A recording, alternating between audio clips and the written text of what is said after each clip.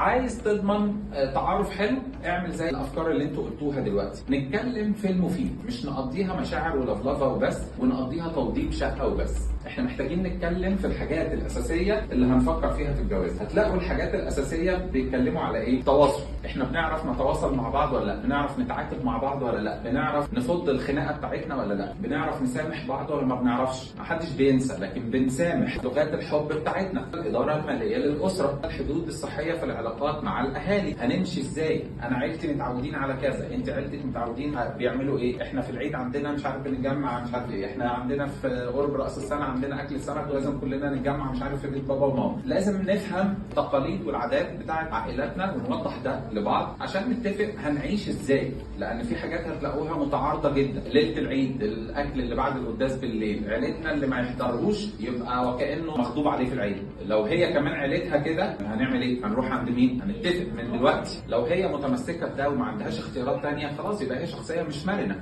ولو انا في امكانيه ان انا انفذ لها الطلب بتاعها بدون ما ياثر على الوضع بتاع الحاجه، واي نوت برضه ايه المشكله؟ يعني انا بشوف ان احنا محتاجين نبقى احنا مرنين زي ما بنطالب اللي قدامنا بالمرونه.